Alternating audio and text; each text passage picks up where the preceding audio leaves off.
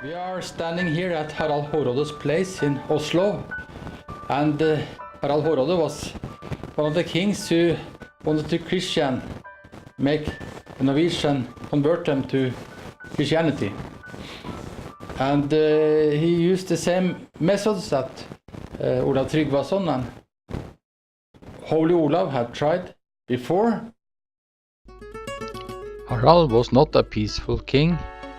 He was a warrior, and he had escaped the battle of Stiklestad, where Olav the Holy died, but he survived. But in 1066 he went against the King of England, and he lost the battle and died there. We can read in the King Sagas that Harald founded a city here that is now called Oslo. Harald was a king like the other kings at his time. He wanted to Christian Norway. He survived the Battle of Stiklestad and wanted to accomplish what Holy Olav had started. Here we are at the ruins of the very first church in Oslo, the St. Clemens church. And this church could be a proof that it was the missionaries that managed to Christianize Norway. They came from Denmark, from the continent, and they inspired and they built this church, St. Clemens Church, here. This church is called up after St. Clemens, the Bishop of Rome. He was a famous Christian leader in the first time of Christianity, and he was a successor of Paul. He also wrote a letter to the Corinthians in the same way as Paul did. And he had a great influence on European Christianity. At St. Clemens Church there was a Christian graveyard even before the 1000th century, in about 990. And it is possible that Christianity was introduced here even before the church was built on Moster, that is recognized as the start of Christianity in Norway. This could be here, it could have been a church, or at least a graveyard, in 990, and before that even.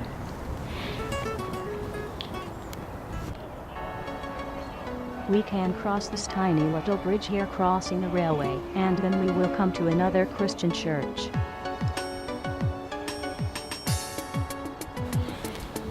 And this was also an early church in Oslo. It's called the Church of St. Mary, the Maria Church. And this is also a Catholic church. These first churches that came to Oslo were Catholic churches, and the first, it was a Catholic ministry that was established here in Oslo and also in Norway. We don't know whether the Vikings was so very much Catholics, but the missionaries were that, and they were the ones who organized and established the churches here.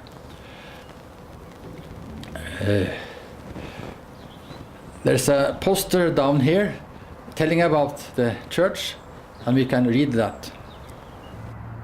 Along with the St. Havard Cathedral and the cathedral in Trondheim, St. Mary's Church was one of the most beautiful churches in Norway in the 1300s. Located immediately adjacent to the king's residence, it was a royal chapel. The oldest, built about 1050, was a stave church. It was replaced by a stone church about 1100. A tower was added to the west, and at the same time a choir was extended at 1200. The poster tell that there was a fire in the church around 1500, and it was decided that it could not be rebuilt. Now we are looking at the church from another angle.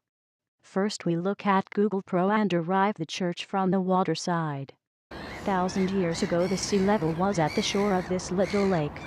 It is the city of Oslo that has built this modern lake to help the citizens to understand how the city looked like at that time. The city of Oslo has done a magnificent job with building this lake and all this park. They have called it the MiddleAge Park, and it reminds the citizen of Oslo about a time 1000 years ago when Christianity came for first time to, maybe for first time to whole Norway. And in the summer and spring, the Norwegian are use this park for recreation, and they have gather here for also for some